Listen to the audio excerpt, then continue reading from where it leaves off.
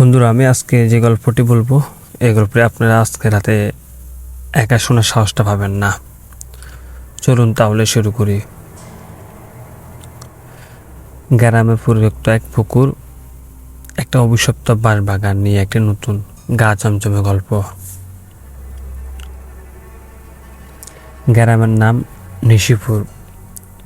এই গ্রামে একদম উত্তর কোণে একটি বিশাল বড় পুকুর আছে, যাকে সবাই শেয়ালা ফকির বলে ডাকে।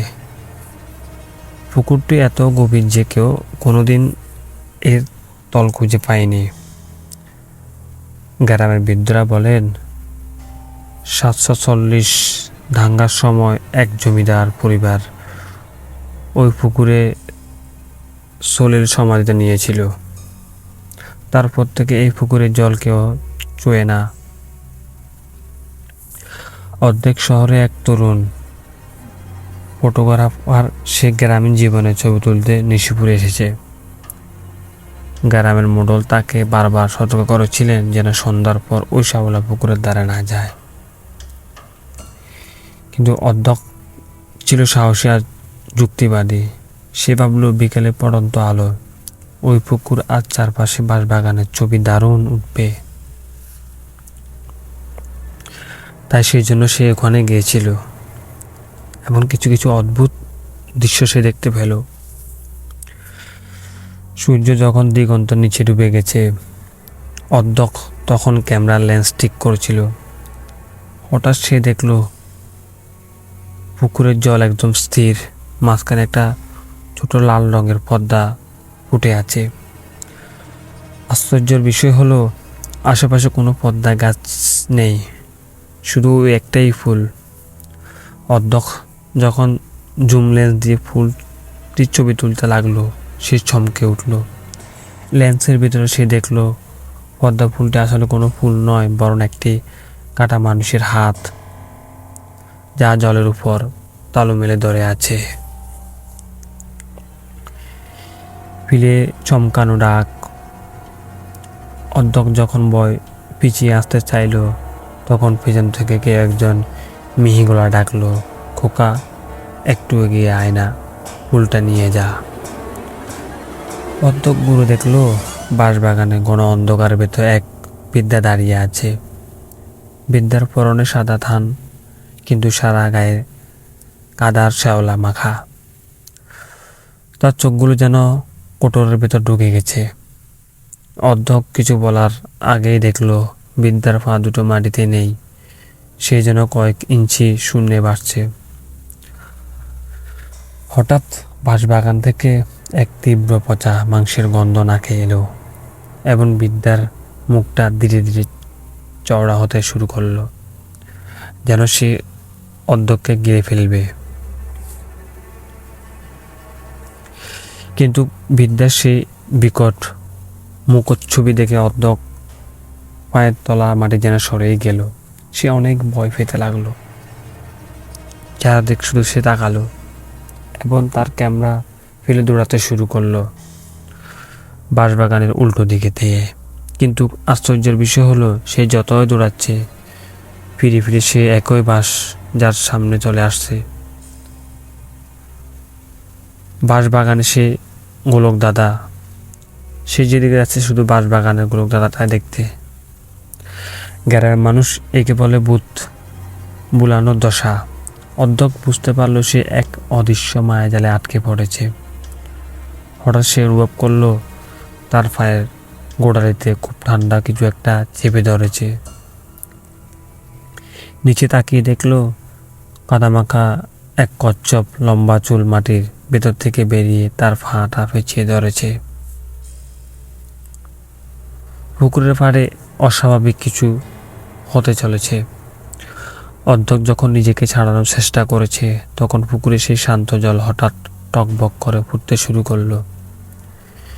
সেই লাল পদ্মা কাটা হাতটা ধীরে ধীরে জলের উপরে উঠে আসতে লাগলো। হাতের সাথে যুক্ত হয়ে বেরিয়ে এলো এক নারীর অঙ্গ, যার মুখমণ্ডল পুরোপুরি শ্যাওলা ঢাকা, শুধু চোখ দুটো আগুনের গোলার মতো জ্বলছে। সে শ্যাওলা নারী জলের উপর দিয়ে হেঁটে অধ্যক্ষর দিকে এগিয়ে আসতে লাগলো। তার প্রতিটি পদক্ষেপ পচা গন্ধের বাতাস ভারী হয়ে উঠেছে। অধ্যক্ষ চিৎকার করতে চাইল, কিন্তু তার গলা দিয়ে কোনো শব্দই বেরোল না। ঠিক সেই সময় বাঁশবাগানের পেছন থেকে একটি পুরনো হারিকেনের আলো দেখা গেল। অপ্রত্যাশিত সেই সাহায্যের জন্য দাঁড়িয়ে রইল। গ্রামে পাগলাটু বুড়ো রহমত চাচা চিৎকার করে উঠলেন, অধ্যক্ষ, ওই পুকুরের দিকে তাকাস না, নিজের জিভ কামড়ে ধর আর ওই মন্ত্রটা শোন। রহমত চাচা তার লাঠি দিয়ে সজোরে মাটিতে আঘাত করলেন। সাথে সাথে সেই শ্যাওলা নারী এক বিকট চিৎকার দিয়ে আবার পুকুরে জলে মিশিয়ে গেলেন। এইসব দেখে অধ্যক্ষ অবাক হয়ে গেলেন। সে আতঙ্কে ভয়ে কিছুই বলতে পারছিল না। কিন্তু তখনই রহমত চাচা অধ্যক্ষর কাছে এসে যা বললেন তাতে অধ্যক্ষ রক্ত আরও হিম হয়ে গেল। তিনি বললেন, ওটা শুধু একটা জলপিপাসী নয় রে খোকা, ওটা হলো ওই জমিদার বংশের সে মেয়ে যাকে জ্যান্ত এই পুকুরে ডুবিয়ে মারা হয়েছিল। সে আজও তার পরবর্তী বলি পেয়ে গেছে।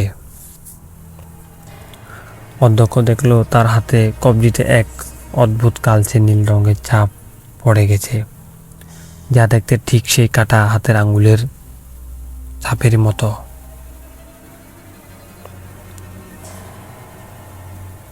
এরপর রহমত চাচা কুড়ের ঘরে বসে অধ্যক্ষকে দেখল তার হাতে সেই কালো নীলচে ছাপটা ধীরে ধীরে কবজি থেকে কোনো দিকে চড়িয়ে পড়েছে। যেখানে নীল নীল রং যাচ্ছে সে জায়গায় চামড়া পচে শ্যাওলার মতো হয়ে যাচ্ছে। রহমত চাচা গম্ভীর গলায় বললেন, অধ্যক্ষ, তুই শুধু ওকে দেখিসনি, ও তোকে ছুঁয়ে ফেলেছে। এখন থেকে প্রতি রাতে এই শ্যাওলা নারী তোর রক্তে গন্ধ পাবে। সেদিন রাতে অধ্যক্ষ ঘুম ভেঙে গেল। সে সারা রাত ঘুমাতে পারেনি। এক অদ্ভুত সব শব্দ সে শুনতে পাচ্ছে। দেখলো ঘরের মেঝের উপর দিয়ে এক তাল কাদা আর পচার জল তার বিছানার দিকে এগিয়ে আসছে। জানালা দিয়ে বাইরে তাকাতে অধ্যক্ষর হৃৎপিণ্ড থমকে গেল। সে বাঁশবাগানের শত শত বাঁশ যেন মানুষের মতো নুয়ে পড়ে তার ঘরের দিকে ঝুঁকে আছে, আর পুকুরের দিক থেকে বেঁচে আছে এক অতিপ্রাকৃত কান্নার সুর। রহমত চাচা একটি বাটি পুরনো তামার পয়সা আর এক মুঠো শ্মশানের ছাই নিয়ে অধ্যক্ষর চারপাশে একটু বৃত্ত আঁকলেন। তিনি বললেন, অধ্যক্ষ, এই নীল ছাপ যদি তোর বুক পর্যন্ত পৌঁছে যায় তবে তুই আর মানুষ থাকবি না। তোকে আজ রাতে পুকুরতলায় গিয়ে সেই জমিদার কন্যা হারানোর অলংকারটি উদ্ধার করতে হবে,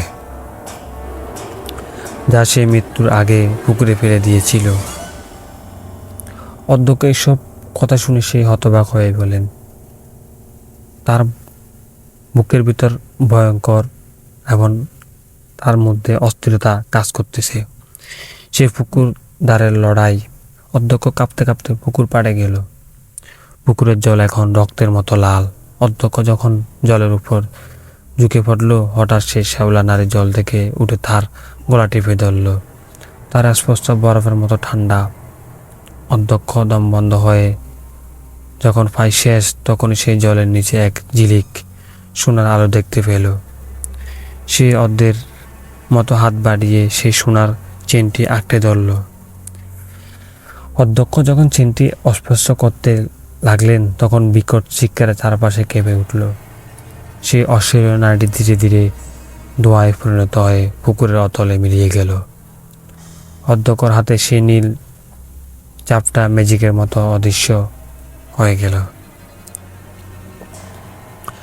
পরের দিন সকালে অধ্যক্ষ যখন সেই সোনার চেনটি নিয়ে রহমত চাচার কাছে গেল, চাচা মুচকি হেসে বললেন, ওটা সোনার নয় অধ্যক্ষ, ওটা ছিল একটা অভিশপ্ত বন্ধন। তুই ওটা তুলে এনে ওকে চিরতরে মুক্ত করে দিলি। অধ্যক্ষ নিশিপুর গ্রাম ছেড়ে চলে এলো ঠিকই, কিন্তু আজও যখন সে রাতে বৃষ্টি বা জলের শব্দ শুনে তার চোখের সামনে ভেসে ওঠে সেই শ্যাওলা মাখা ভয়ঙ্কর মুখটি। সে সবসময় সেই শ্যাওলা মাখার মুখটি প্রায় সময় সে দেখে থাকে। শহরের ব্যস্ততায় অধ্যক্ষ ভেবেছিল নিশিপুরে সে বিভীষিকা শেষ হয়ে গেছে, কিন্তু একদিন গভীর রাতে তার ফ্ল্যাটের বাথরুমে জলের কল থেকে হঠাৎ টপ করে জল পড়ার শব্দ শুরু করলো। অধ্যক্ষ গিয়ে দেখলো কল থেকে পরিষ্কার জল নয়, বরং ঘনপচা শ্যাওলা মাখা জল বের হচ্ছে। এখন সারা ঘরে সেই চেনা পচা মাংসের গন্ধ ছড়িয়ে পড়েছে। আয়নার ভেতরে সে ছায়া। অধ্যক্ষ বেসিনের উপরে আয়না তাকাতে দেখলো তার নিজের চেহারা বদলে আয়নার ভেতর সেই শ্যাওলা নারীর মতো হয়ে গেছে। তবে এবার তার হাতে সেই সোনার চেনটি নেই। সে অদ্ভুতভাবে ইশারা করেছেন অধ্যক্ষর গলার দিকে। অধ্যক্ষ হাত দিয়ে দেখলো তার গলায় সেই চেনটি নিজে থেকে ফিরে এসেছে, যা সে রহমত চাচার কাছে রেখে এসেছিলেন। রহমত চাচা তাকে শেষ কতগুলো কথা বলেছিল, সে কথাগুলো তার মনে পড়ে গেল। হঠাৎ অধ্যক্ষর ফোনে একটা মেসেজ এলো, নিশিপুর একটা ছোট ভাই পাঠিয়েছে। অধ্যক্ষ ভাই, রহমত চাচা আজ ভোরে মারা গেছেন। এই শুনে অধ্যক্ষ আরও চমকে গেলেন, সে আরও ভয় পেয়ে গেল। মারা যাওয়ার আগে তিনি শুধু আপনার নাম বলেছিলেন, আর বলেছিলেন সে সেন্টি দিয়ে তাকে মুক্তি দেয়নি, বরং তাকে নিজের সাথে বেঁধে নিয়েছে। অধ্যক্ষ বুঝতে পারল সে সোনার চেনটি আসলে কোনো অলংকার ছিল না, সেটি ছিল ওই আত্মার শক্তির উৎস। চেনটি ছোঁয়ার মাধ্যমে অধ্যক্ষ নিজের অজান্তে সেই শরীরে শক্তির সাথে একটি রক্তের চুক্তি করে ফেলেছে। এখন সেই সেখানে যাবে, সেখানে সেই পুকুরের জল আর অতৃপ্ত আত্মা তাকে ছায়ার মতো অনুসরণ করবে। অধ্যক্ষ এক আতঙ্ক বিরাট জীবনযাপন করতেছে। যে চূড়ান্ত পরিণতি এবং চূড়ান্ত এক সিদ্ধান্ত নিয়ে নিল। মাঝরাতে অধ্যক্ষ ফ্ল্যাটের দরজা দিয়ে ধীরে খুলে গেল। বাইরে কেউ নেই, কিন্তু মেঝেতে কাদামাখা ভেজা পায়ের চাপ স্পষ্ট হয়ে উঠেছে, যা শুধু অধ্যক্ষর বিছানার দিকে এগিয়ে আসছে। অধ্যক্ষ আত্মনাদ করে উঠল, কিন্তু তার ঘর ততক্ষণে পুকুরে জলের মতো ঠান্ডা আর নিঃশব্দতা হয়ে গেছে। এ দেখে অধ্যক্ষ অনেক ভয় পেয়ে গেল। পরের দিন সকালে পুলিশ অধ্যক্ষর ফ্ল্যাটে দরজা ভেঙে ঢুকলো। ঘরটা শুকনো, কিন্তু অধ্যক্ষর বিছানাটা একদম ভেজা, আর অধ্যক্ষর মৃতর দেহটা শুয়ে আছে বিছানার, যেন সে কোনো পুকুরের অতলে ডুবে মারা গেছে। তার সারা গায়ে লেগে আছে তাতা সবুজ শ্যাওলা। অধ্যক্ষর এই রহস্যময় মৃত্যুর ঠিক এক সপ্তাহ পর থেকে পুলিশ অধ্যক্ষর মৃত্যুকে অস্বাভাবিক ডুবে মৃত্যু বলে ফাইল বন্ধ করে দিলেও অধ্যক্ষ ছোট ভাই অর্ণব তা মেনে নিতে পারেনি। অর্ণব ঠিক করলো সে নিশিপুর গ্রামে যাবে এবং রহমত চাচার সেই রহস্য চেনটি খুঁজে বের করবেন। নিশিপুরে পেরা অর্ণব যখন গ্রামে পৌঁছালো, দেখলো পুরো গ্রাম জনশূন্য। দিনের বেলাতেই গ্রামটা শ্মশানের মতো নিঃশব্দতা। সে যখন সেই শ্যালা পুকুর পাড়ে দাঁড়ালো, দেখলো পুকুরের জল এখনো আর লাল নয়, বরং কালো কুচকুচে হয়ে গেছে। জলের মাঝখানে সেই লাল পদ্মের বদলে এখন অধ্যক্ষ সে দামি ক্যামেরাটা বাড়ছে। হঠাৎ পুকুরের পাড়ে সেই ঘনবাস বাগান থেকে কেউ একজন খিলখিল করে হেসে উঠল। অর্ণব দেখল রহমত চাচার কুড়ের ঘরের সামনে অধ্যক্ষ দাঁড়িয়ে আছে, কিন্তু অধ্যক্ষর শরীরটা ফ্যাকাশে সাদা এবং তার সারা গা দিয়ে জলের ফোঁটা টপ টপ করে পড়ছে। অধ্যক্ষ হাসি মুখে বলল, অর্ণব, তুই এসেছিস, তুই আমাকে দেখতে এসেছিস। দেখ আমি এখানে কত শান্তিতে আছি। অর্ণব সব বুঝতে পারল। অর্ণব যখন অধ্যক্ষর দিকে এগিয়ে গেল, হঠাৎ দেখলো অধ্যক্ষর পায়ের বাধাগুলো উল্টো দিকে ঘুরানো। তখনই সে বুঝতে পারল এটা তার ভাই নয়, বরং সে শ্যাওলা নারী অধ্যক্ষর রূপ ধরে তাকে প্রলুব্ধ করতে চাচ্ছে। অর্ণব তার পকেট থেকে এক মুঠো পবিত্র মাটি, যা সে শহর থেকে এনেছিল এক তান্ত্রিকের কাছ থেকে, সে ছুঁড়ে মারল সেই মূর্তির দিকে। সাথে সাথে অধ্যক্ষর রূপ বদলে গিয়ে সেই আগের নারী রূপে বেরিয়ে এলো। সে গর্জে উঠে বলল, তুই আমার মুক্তি দিতে পারবি না, এই চেনটি এখন তোর রক্ত চায়। অর্ণব দেখলো তার নিজের গলায় সে সোনার চেনটি নিজে থেকে পেঁচিয়ে রয়েছে, এবং সে চূড়ান্ত সিদ্ধান্ত নিল সে হয়তো মরবে আর নয়তো এখান থেকে বেঁচে ফিরবে তাকে মেরে। অর্ণব বুঝতে পারল এই অভিশাপ শেষ করা একমাত্র উপায় হলো নিজেকে এই পুকুরে তলে বিসর্জন দেওয়া অথবা চেনটি ধ্বংস করা। সেই পুকুরের পাড়ে রাখা রহমত চাচা সেই পুরনো লাঠিটা দিয়ে চেনটিকে সজোরে আঘাত করল এবং চিৎকার করে বলল, আমি তোর এই বন্ধন স্বীকার করি না। এক প্রচণ্ড শব্দ চেনটি চিড়ে গেল এবং পুকুরের জল থেকে এক বিশাল আগুনের লেলিহান শিখা বেরিয়ে এলো। সে শিখা শ্যাওলা নারী আর অধ্যক্ষর অতৃপ্ত আত্মা দোয়া পরিণত হয়ে চিরতরে বিলীন হয়ে গেলে পুরো নিশিপুর গ্রামে এক প্রবল ভূমিকম্প কেঁপে উঠল এবং পুরো গ্রাম একদম নিশ্চুম হয়ে গেল। পরের দিন সকালে দেখা গেল সেই বিশাল শ্যাওলা পুকুরটি রাতারাতি শুকিয়ে কাঠ হয়ে গেল। পুকুরের তলায় কোনো জল নেই, শুধু পড়ে আছে কিছু কঙ্কাল এবং পড়ে আছে সেই ভাঙাচোরা চেনটি পড়ে রয়েছে সেখানে। অর্ণব তখনই অবস্থায় ফিরে এলো, কিন্তু সে জানতো নিশিপুর আর কোনোদিন আগের মতো হবে না। বন্ধুরা, গল্পটি এখানে শেষ। গল্পটি যদি ভালো লাগে অবশ্যই শেয়ার করে দিবেন, আর এরকম যদি গল্প আপনার কাছে থাকে অবশ্যই আমাকে শেয়ার করতে পারেন। ধন্যবাদ।